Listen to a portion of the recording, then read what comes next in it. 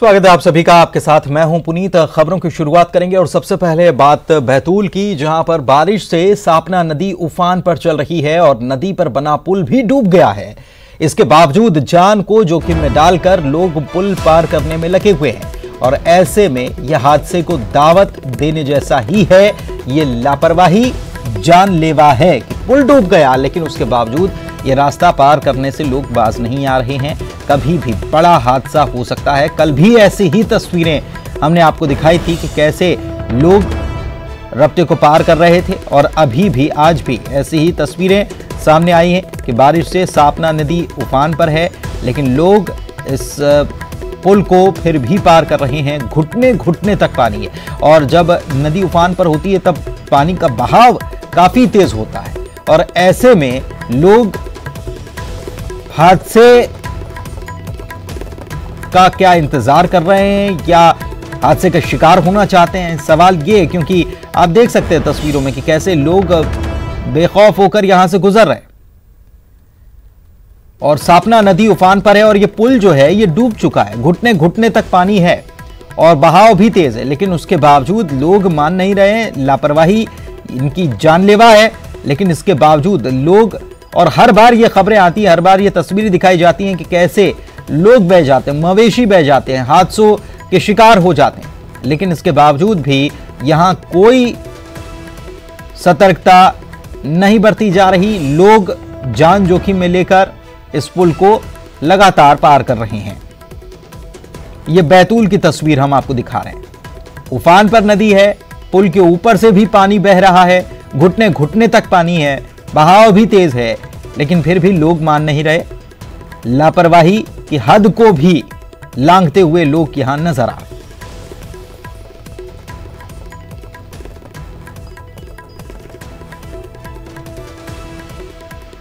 ये तस्वीर आपको हम दिखा रहे हैं बैतूल से, जहां पर सापना नदी उफान पर है और उसके बावजूद लोग इस पुल को पार कर रहे हैं।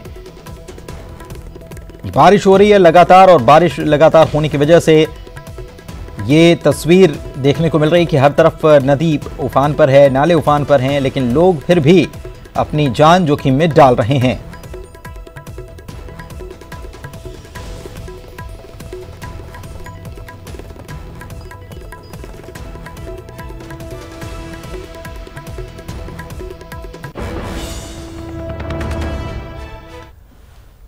और चलिए आगे बढ़ते हैं, अगली खबर की बात करते हैं। तो मंडला से अगली खबर आपको दिखाते हैं कि भारी बारिश का दौर जो जारी है उसके बाद क्या हालात यहां पर बन गए। बारिश से नदी नाले उफान पर हैं और बंजर नदी का भी जलस्तर बढ़ गया है। यहां लापरवाही की तस्वीर भी आई है। नदी से लकड़ी निकालने के लिए लोग जान की बाजी लगा दे रहे हैं। पुल पर लटक कर ये लकड़ी पानी में जो बहती हुई आ रही है उसे लोग चुन रहे हैं। लापरवाही ये भी जानलेवा है।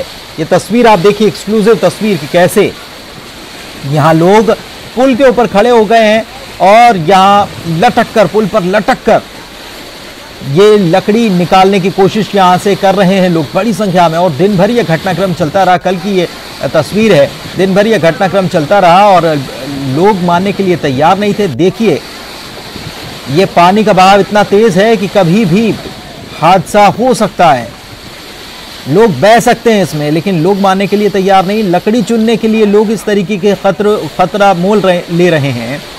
हैरानी की बात यह है कि कल दिन भर ये पूरा घटनाक्रम चलता रहा, लेकिन इसके बावजूद भी कोई भी प्रशासनिक अमला यहां पर मौजूद नहीं था, इन लोगों को रोकने के लिए मौजूद नहीं था। ये पूरा घटनाक्रम ऐसे ही चलता रहा और ऐसे में अगर यहां कोई हादसा हो जाता है तो फिर इसका जिम्मेदार कौन?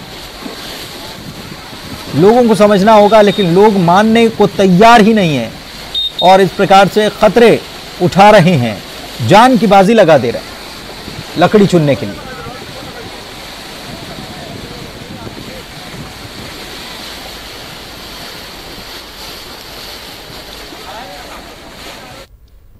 उधर डिंडौरी से खबर आपको बता दें कि सड़क पर सैलाब नजर आया है। बारिश की वजह से चक्रार नदी भी उफान पर आ गई है और दो राज्यों को जोड़ने वाला पुल भी पूरी तरह से डूब गया है। कई घरों में भी पानी घुस गया है। कितना पानी है, घुटने से ऊपर तक पानी यहां पर आप देख सकते हैं। शहडोल से पंडरिया मार्ग भी इसकी वजह से बाधित हो गया है। या घर में घुस गया। और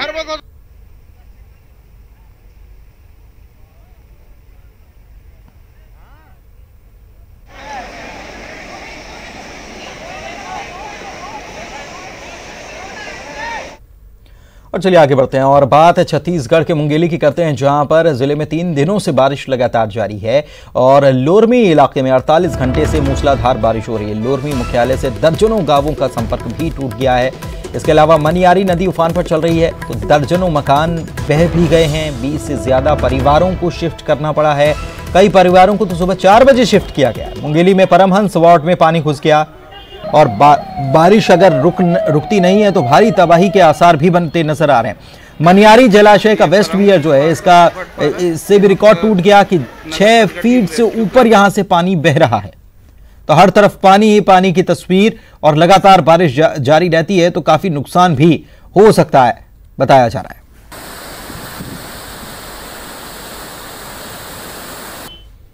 और चलिए आगे बढ़ते हैं। मध्य प्रदेश हाईकोर्ट में आज अहम सुनवाई होनी है। बढ़े हुए 27% ओबीसी आरक्षण पर जो कांग्रेस शासनकाल में बढ़ाया गया था, इस पर सुनवाई होनी है। पिछली सुनवाई में सरकार ने अपना जवाब पेश करने के लिए वक्त मांगा था। अब देखना यह है कि आज क्या जवाब सरकार की तरफ से पेश किया जाता। सुबह 10 बजे का वक्त मुकर्रर था सुनवाई के लिए। हाईकोर्ट ने बढ़े हुए आरक्षण ओबीसी आरक्षण पर फिलहाल रोक लगा रखी है। इसके अलावा 10% ईडब्ल्यूएस आरक्षण पर भी सुनवाई होनी है और कुल 23 याचिकाएं लगाई गई हैं जिस पर आज सुनवाई होनी है। तो कुछ ही देर में वीडियो कॉन्फ्रेंसिंग के जरिए ये सुनवाई शुरू हो जाएगी।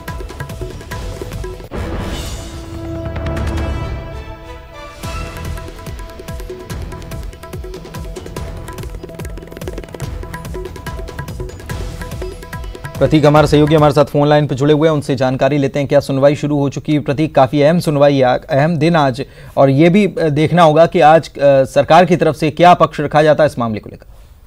बेशक पुनीत, चूंकि जस्टिस संजय यादव की डिवीजन बेंच में 23 याचिकाएं जो हैं वो यहाँ पे सुनवाई के लिए रखी गई हैं और वीडियो कॉन्फ्रेंसिंग के जरिए सुनवाई यहाँ पर चालू हो चुकी है। बेहद अहम मामला है, चूंकि ओबीसी का 27% जो बढ़ा हुआ आरक्षण है उस पर जनवरी माह में ही हाईकोर्ट ने रोक लगा दी थी। उसके बाद से लगातार याचिकाएं दायर होती गई। ओबीसी महासंघ और अन्य जितने भी याचिका करते हैं वो इस मामले में यहाँ पर हाईकोर्ट में इंटरवीन करने पहुंचे थे। बहरहाल लगातार पिछली 2 सुनवाइयों में सरकार ने जवाब नहीं दिया था। अंतिम मोहलत सरकार ने मांगी थी कि इस हफ्ते हम सुनवाई में जो अगली सुनवाई है उसमें जवाब जरूर देंगे। तो आज क्या कुछ जवाब मध्य प्रदेश सरकार इस पूरे मामले में प्रस्तुत करती है देखना होगा। साथ ही 10% ईडब्ल्यूएस आरक्षण पर भी रोक लगाने की मांग की गई है, उस पर भी इनके साथ ही इन तमाम याचिकाओं के साथ ही सुनवाई की जाएगी। शुक्रिया आपका इस जानकारी के।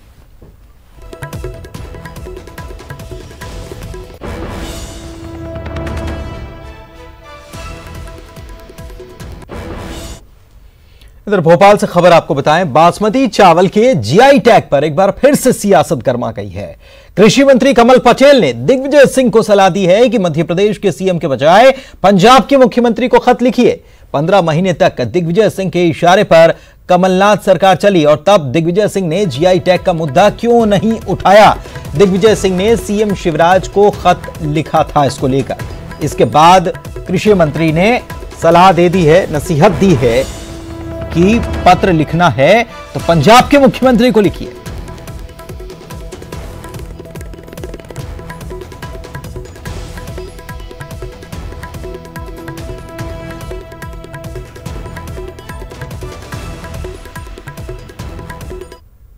पंद्रह महीने दिग्विजय सिंह जी के इशारे पर कमलनाथ जी की सरकार चली और 15 महीने इन्होंने लूटने में कोई कसर नहीं छोड़ी, चारों तरफ माफियाओं का राज कर दिया। तब दिग्विजय सिंह जी को याद नहीं आई कि मध्य प्रदेश को जीआई टैग मिलना चाहिए, उसके लिए सुप्रीम कोर्ट में वो केस लगाए या फिर हाई कोर्ट मद्रास में अपना पक्ष रखें। वहां तो कुछ किया नहीं।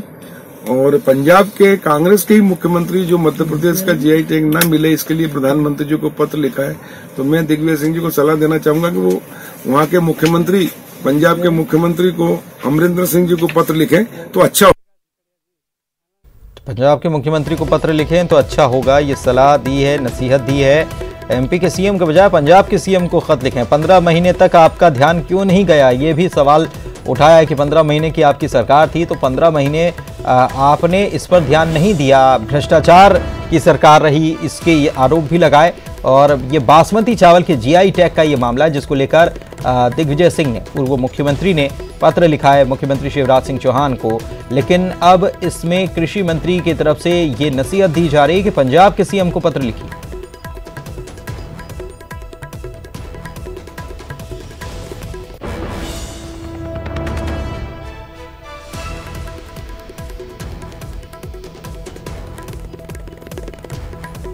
शरद हमारे सहयोगी हमारे साथ फोन लाइन पर जुड़ चुके हैं भोपाल से, उनसे बात करते हैं। शरद, एक बार फिर से ये मामला गरमाने वाला है। दिग्विजय सिंह ने जैसे ही पत्र लिखा मुख्यमंत्री को, दूसरी तरफ से पलटवार हो गया, कह दिया कि पंजाब के मुख्यमंत्री को पत्र लिखिए आप 15 महीने तो जागे नहीं। देखिए, बिल्कुल आपने सही कहा है। कल ही जो पूर्व मुख्यमंत्री हैं दिग्विजय सिंह, उन्होंने एक चिट्ठी लिखी थी मुख्यमंत्री शिवराज सिंह चौहान को और उन्होंने कई सवाल उठाए थे और ये कहा था कि आपकी सरकार मध्य प्रदेश में रही, 15 सालों तक रही बीजेपी की, तब ये जो जीआई टैग का मुद्दा है वो उन्होंने क्यों नहीं उठाया। और इसके साथ ही उन्होंने कई और बातें भी उठाई थी कि उनको लेकर भी उन्हें जो जीआई टैग का मुद्दा है मुख्यमंत्री को उठाना चाहिए और अगर उनकी बात दिल्ली में नहीं सुनी जा रही है तो वो खुद उनके साथ दिल्ली जाने को तैयार है और अगर मुख्यमंत्री धरने पर बैठते हैं तो दिग्विजय सिंह ने कहा था कि वो उनका समर्थन करेंगे। तो इस तरीके की बातें चिट्ठी में की गई थी और उस पर अब जो कृषि मंत्री हैं कमल पटेल मध्य प्रदेश के, उन्होंने जवाब दिया है कि दिग्विजय सिंह को दरअसल ये सारी बातें तब क्यों नहीं याद आई जब उनके इशारे पर मध्य प्रदेश की पूरी सरकार चली 15 महीने तक। तो एक तो सवाल ये है और दूसरा उन्होंने जो मुद्दा उठाया है दरअसल असली राजनीति वहीं से शुरू होती है। उन्होंने कहा है कि दिग्विजय सिंह को बजाय मध्य प्रदेश के मुख्यमंत्री के पंजाब के मुख्यमंत्री को चिट्ठी लिखना चाहिए, जिन्होंने मध्य प्रदेश के बासमती चावल को जीआई टैग मिलने के विरोध में एक चिट्ठी प्रधानमंत्री को लिखी थी। और दरअसल ये पूरा जो सियासी बखेड़ा है उसी से खड़ा हुआ था। और अगर आपको याद हो, मैं आपको बता दूं कि तब जैसे ही पंजाब के मुख्यमंत्री ने चिट्ठी प्रधानमंत्री को लिखी थी तो मध्य प्रदेश के मुख्यमंत्री शिवराज सिंह चौहान ने एक चिट्ठी सोनिया गांधी को लिख दी थी और उसमें उन्होंने सवाल उठाए थे कि कांग्रेस और कमलनाथ बताएं कि आखिरकार वो पंजाब के किसानों के साथ खड़ी है कि मध्य प्रदेश के किसानों के साथ खड़ी है। तो निश्चित ही ये किसानों से जुड़ा हुआ जो मुद्दा है हो सकता है टेक्निकल इसके एस्पेक्ट अलग अलग हो सकते हैं, दोनों पक्ष अपनी बातें रखते हैं कि किसने कितनी प्रमुखता से विषय को नहीं उठाया, लेकिन ये इससे ज्यादा जीआई टैग बासमती चावल को मिले उससे ज्यादा ये मुद्दा राजनीतिक बन गया है और दोनों ही पार्टियां इसमें अपनी अपनी रोटियां सेक रही हैं। शुक्रिया आपका जानकारी के लिए।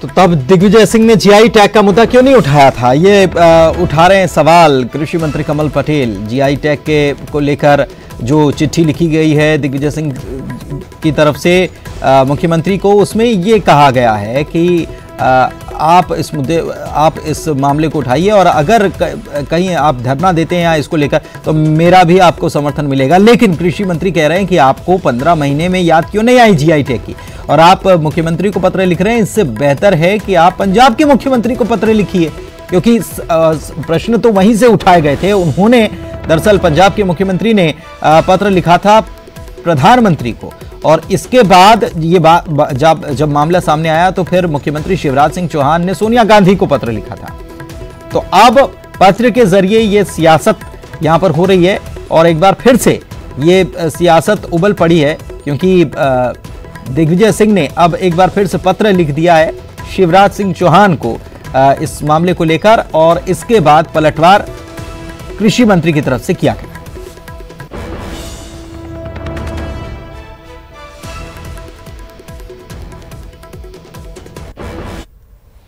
रुक रहे हैं एक ब्रेक के लिए, जल्द लौटेंगे। के बाद आपका स्वागत है। चलिए खबरों में आगे बढ़ते हैं। 5 लाख पेंशनर्स को 6 महीने से अस्पतालों में दवाएं नहीं मिली। अस्पतालों में रजिस्ट्रेशन होना बंद हो गया है और हर साल एलोपैथ, आयुर्वेदिक और होम्योपैथिक दवाओं के लिए 5 करोड़ का आवंटन होने वाला बजट इस साल के अप्रैल तक अस्पतालों को नहीं मिला है। भोपाल, इंदौर, ग्वालियर, जबलपुर में 2 लाख पेंशनर्स 1 अप्रैल से पेंशन कार्ड भी बनना बंद हो गया है।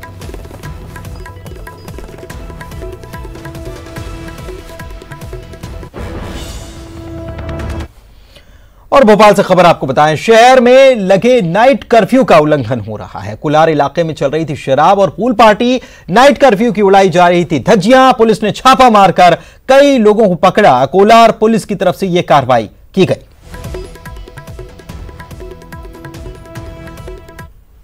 हुई थी कि जो गेहूंखेड़ा में ग्रीनफील्ड होटल है, इसमें कुछ लोग लॉकडाउन।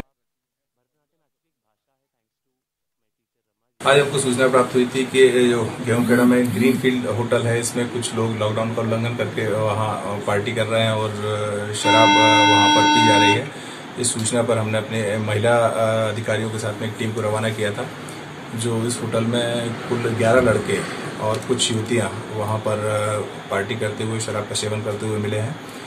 इन लोगों के विरुद्ध धारा 188 जो कि लॉकडाउन की शर्तों का उल्लंघन करने की और आबकारी अधिनियम के तहत कार्रवाई। इधर भोपाल में दिन दहाड़े घर के सामने से ही बाइक चोरी की वारदात सामने आई। कमला नगर के सागर अपार्टमेंट का यह मामला है। सीसीटीवी में पूरी वारदात कैद हो गई। चोरों की तलाश में अब पुलिस जुट गई है।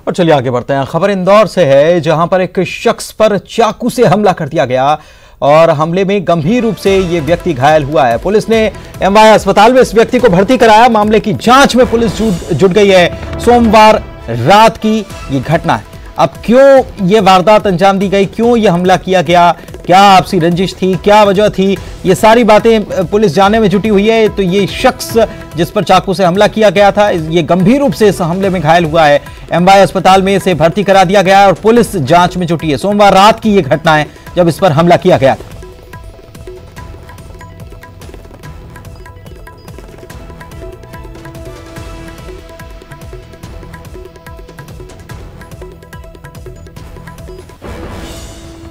बात छतरपुर की करेंगे, जहां पर भीषण सड़क हादसा पेश आया और ट्रक और कार की बुरी तरह से भिड़ंत हो गई, जिसमें कार का अगला हिस्सा बुरी तरह से क्षतिग्रस्त हो गया और इस हादसे में 3 लोगों की मौत हो गई। वहीं 2 लोग गंभीर रूप से घायल भी हुए। घायलों को जिला अस्पताल में भर्ती करा दिया गया है, जहां उनका इलाज चल रहा है। ये सागर कानपुर हाईवे पर यह दुर्घटना पेश आई और तस्वीर आप देख सकते हैं इस गाड़ी की, कितनी बुरी तरह से ये गाड़ी क्षतिग्रस्त हो गई।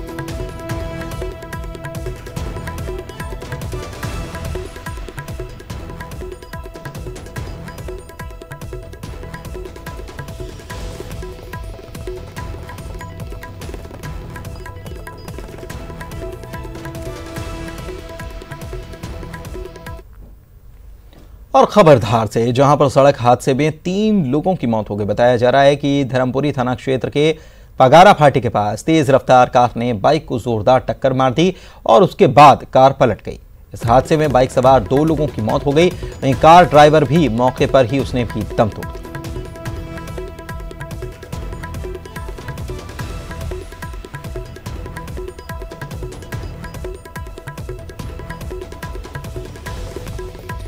और रायपुर से खबर आपको बता रहे हैं, जहां पर कार चालक ने पुलिस कर्मियों पर गाड़ी चढ़ा दी है।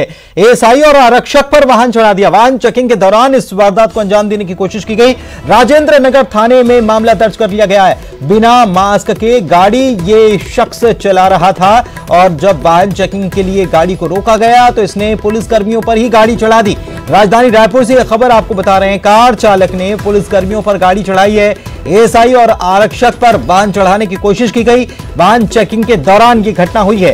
राजेंद्र नगर थाने में मामला दर्ज कर लिया गया है। बगैर मास्क के ये व्यक्ति गाड़ी चला रहा था और रोकने पर, चेकिंग के लिए रोकने पर यह गाड़ी चढ़ाने की कोशिश की गई। इसके पहले भी इसी प्रकार की एक घटना को अंजाम देने की कोशिश की गई थी, जब कुछ युवक युवतियों को रोका गया था। उन्होंने भी गाड़ी चढ़ाने की कोशिश की थी, बगैर मास्क के घूम रहे थे और जमावड़ा लगा रहे थे। लेकिन आज एक बार फिर से यह घटना सामने आई।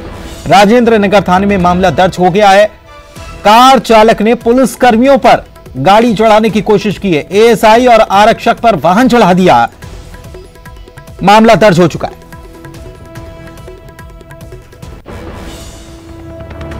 जशपुर से खबर, जहां पर 10वीं की छात्रा की निर्ममता से हत्या कर दी गई और हत्या कर मक्के के खेत में शव को दफना भी दिया गया। 24 घंटे से यह छात्रा गायब थी और पुलिस ने जब छानबीन की और खोजबीन शुरू की गई तो पुलिस ने खेत से शव निकलवाकर मामले की जांच शुरू कर दी है। बगीचा थाने के कुटमा की यह घटना। तो निर्ममता से छात्रा की हत्या की गई है। जशपुर से यह खबर आपको बता रहे हैं। और हत्या करने के बाद मक्के के खेत में शव को दफना भी दिया गया। पुलिस को जब खबर मिली कि 24 घंटे से ये लड़की लापता है, पुलिस ने खोजबीन शुरू की और शव खेत में मिला। दीपक हमारे सहयोगी हमारे साथ फोन लाइन पर जुड़े हुए हैं। इस बारे में और ज्यादा जानकारी लेते हैं, क्यों यह वारदात अंजाम दी गई और कौन लोग इसके पीछे हैं। दीपक, कुछ पता चल पाया? पुनीत, आपको बताऊं कि बगीचा थाना क्षेत्र के कुटमा का ये मामला है।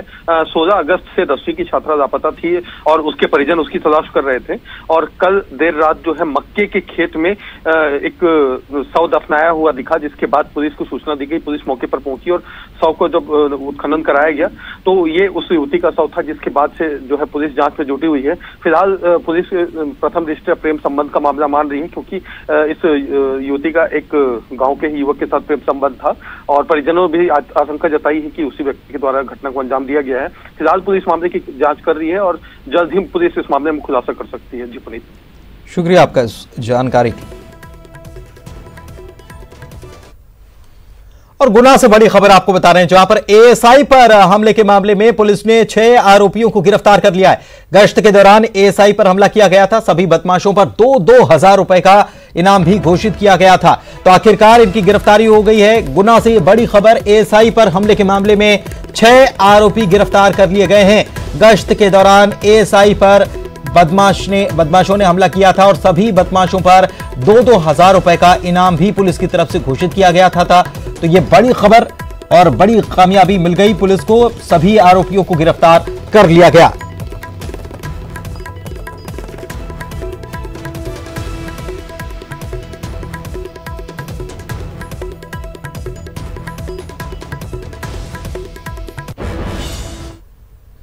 इधर भोपाल से बड़ी खबर आपको बता रहे हैं। कोरोना के 125 नए मरीज भोपाल में मिले हैं। राजधानी में 125 लोगों की रिपोर्ट पॉजिटिव आई है। एसबीआई ऑफिस से एक कर्मचारी कोरोना संक्रमित निकला। चिरायू मेडिकल कॉलेज से एक व्यक्ति की रिपोर्ट पॉजिटिव आई।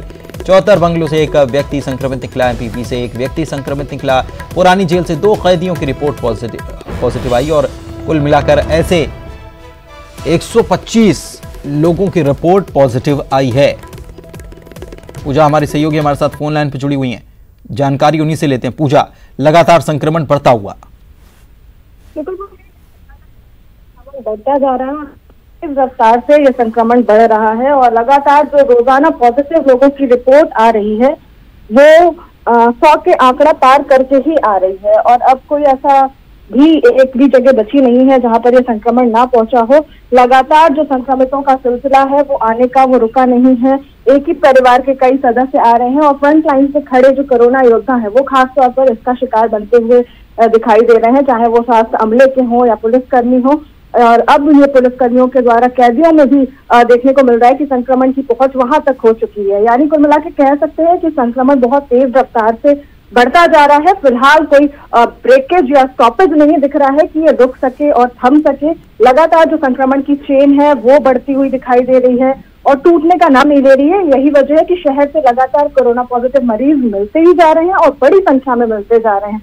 इसे रोकने के तमाम प्रयास भी किए जा रहे हैं, लेकिन कहीं ना कहीं वो प्रयास पूरी तरह से संभव नहीं हो पा रहे, जिसकी वजह से चेन टूटने का नाम नहीं ले रही है। और अब शहर के पूरे तरफ, चाहे पुराना इलाका हो शहर का या नया इलाका हो, ये दोनों ही तरफ संक्रमण पहुंच चुका है। और धीरे धीरे जो नई बस्तियां बसी हैं, जो नए पॉश इलाके बसे हैं, वहां तक भी ये संक्रमण अपनी पहुंच बना चुका है। और इसी वजह से लगातार संक्रमण बढ़ता जा रहा है। और अब सरकार का भी प्रयास ये है कि इसकी रोकथाम किसी भी तरीके से की जाए, जिसकी वजह से लॉकडाउन भी लगाया गया है रविवार का और तमाम ऐसे प्रयास किए जा रहे हैं, तमाम अभियान चलाए जा रहे हैं, जागरूकता अभियान चलाया जा रहा है, जिसमें लोगों को तमाम गाइडलाइंस किस तरीके से पालन करनी है ये भी समझाया जा रहा है। बावजूद इसके अगर संक्रमण नहीं रुक रहा है तो ये चिंता का विषय जरूर है। स्वास्थ्य विभाग भी इस पर चिंता जताता हुआ दिखाई दे रहा है, लेकिन जो अभियान है वो जन जागरूकता के चल रहे हैं। लगातार टेस्टिंग भी बढ़ाई गई है, अस्पतालों में भी जो व्यवस्थाएं हैं उन्हें दुरुस्त किया गया है। रोजाना सीएम भी कोरोना की समीक्षा करते हुए नजर आते हैं। तमाम आंकड़े और मॉनिटरिंग की जा रही है, लेकिन फिर भी ये संक्रमण फिलहाल कह सकते हैं कि अभी अपनी हाई रिस्क पर है और हाई पहुंच पर है, और ग्राफ भी लगातार जिस तरीके से बढ़ रहा है उसमें कह सकते हैं कि जो ग्राफ बढ़ने का इसका सिलसिला है वो अभी थमने का नाम नहीं ले रहा है। और कहीं ना कहीं ये जरूर एक चिंता का विषय है, जिसे रोकने के लिए लोगों को बहुत जागरूक होना जरूरी है। जब तक लोग जागरूक नहीं होंगे, गाइडलाइन का सही तरीके से पालन नहीं करेंगे, तब तक इन संक्रमण की रफ्तार को धीमा या रोका नहीं जा सकता है। बीच में जरूर सिलसिले थोड़े कम हुए थे संक्रमितों के आने के, लेकिन अभी जिस तरीके से फिर से आने शुरू हुए हैं, लगातार ये संक्रमण बढ़ता ही दिखाई दे रहा है। जी, शुक्रिया आपका इस जानकारी के लिए। और जबलपुर से खबर आपको बता रहे हैं, जहां पर आज बरगी बांध के गेट खोले जाने हैं। सुबह दोपहर 2 बजे ये बांध के गेट खोले जाएंगे, तो पानी बढ़ता हुआ, और ऐसे में ये बड़ी खबर, आज बरगी बांध के गेट खोले जाएंगे। दोपहर 2 बजे का वक्त तय किया गया है जब बांध के गेट खोले जाएंगे।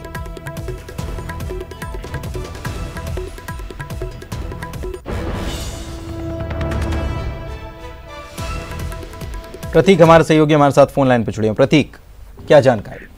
बिल्कुल पुनीत, 2 बजे बरगी बांध के 13 गेट जो हैं वो खोले जाएंगे और इनकी जो औसत ऊंचाई रहेगी वो 1.80 मीटर की रहेगी। इन 13 गेटों से 1,21,660 क्यूसेक पानी छोड़ा जाएगा, जो कि लगातार डिंडोरी मंडला जो कि कैचमेंट एरिया है बरगी डैम के, वहां लगातार बारिश हो रही है, जिस वजह से आज सुबह का जो आंकड़ा है बरगी डैम का वो 421.30 मीटर पहुंच गया है, जो कि खतरे के निशान के बेहद करीब है। इस लिहाज से तत्काल रूप से ये फैसला लिया गया है। शुक्रिया आपका इस जानकारी के लिए।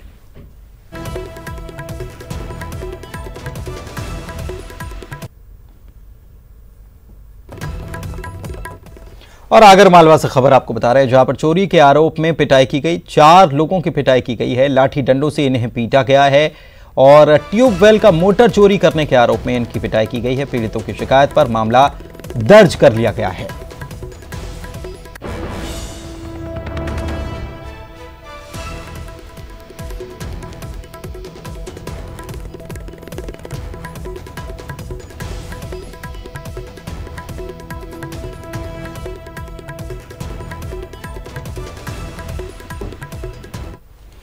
और कोरोना की बात कर लेते हैं, तो देश में कोरोना के मामले 27 लाख के पार हो गए हैं, और अब तक 51,000 से ज्यादा लोगों की जान भी इसकी वजह से जा चुकी है।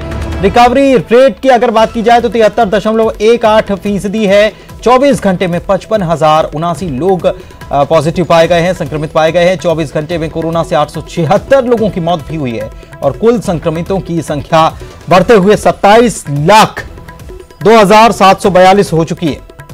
एक्टिव केस 6,73,166 हैं, और 19,77,779 लोग अब तक ठीक हो चुके हैं।